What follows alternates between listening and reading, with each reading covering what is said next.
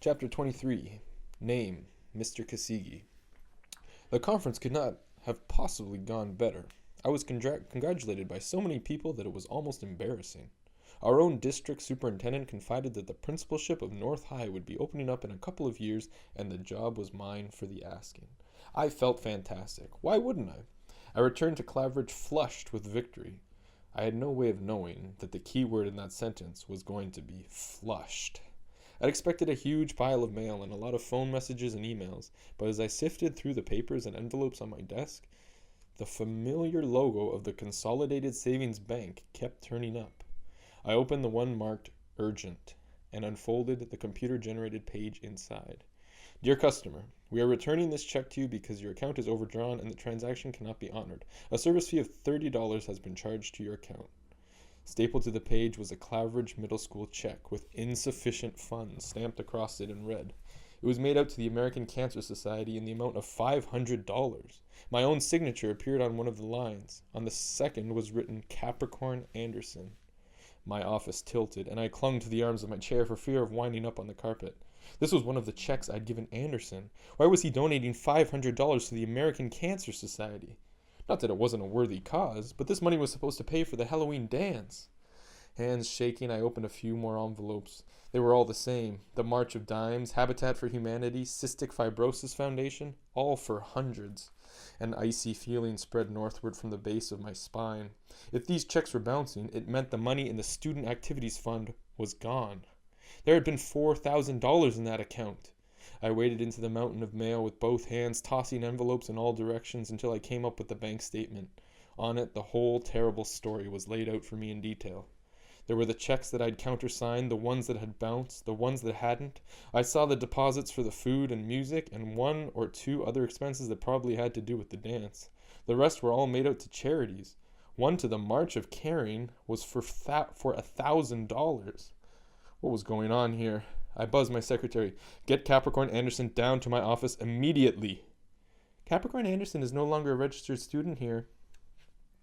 I nearly inhaled my time. Since when? He left the school last Wednesday, came the reply. His grandmother was released from the hospital. Get her on the phone.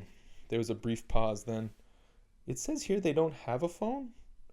I did the only thing I could think of. I called Flora Donnelly. I left messages at her home, office, and cell number. I must have sounded pretty desperate because she turned up within the hour.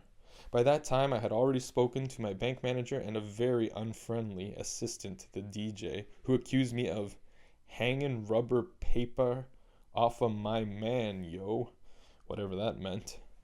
I turned beseeching eyes to the social worker. This is your case, Flora. I know you have a special connection to the kid. Can you shine any light on this for me? She examined the evidence, the bank statements, and the bounced checks. Her face was a sickly shade of gray. She looked like I felt. Then she said something I didn't expect. Frank, this is all your fault. My fault? What possessed you to give him signed checks? I was going out of town, I defended myself. I didn't want him to be caught short. Besides, we always give the kids some responsibility with the Student Activity Fund. They're teenagers. They're supposed to be able to handle it. I warned you that Cap Anderson is a boy who may as well have been raised on another planet. Okay, I admitted. I noticed he wasn't exactly streetwise, but that didn't stop him from committing fraud. He's no more capable of fraud than of flying, she said flatly. It's right there in black and white, I insisted. He found a way to take the school's money and make it look like he donated it to charity. I've got no choice but to call the police. She was suddenly patient. When you gave him those checks, did you explain to him what a check is and how it works? Of course. I'm no fool. No, she said. I mean exactly how it works.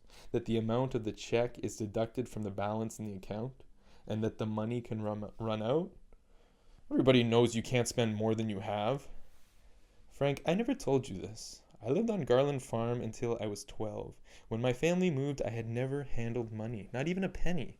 Money was the key to everything that was wrong with the world, and the leaders of the community kept any kind of financial dealings completely hidden from us kids. I guarantee you that Cap had no idea that anyone had to pay for the checks he was writing, and the power to write them must have seemed almost magical. Once he realized that he could use that power to help people, there was no limit to how much he might try to give away. I was thunderstruck. Are you telling me that he really did take the entire student activity fund and donate it to charity? She nodded.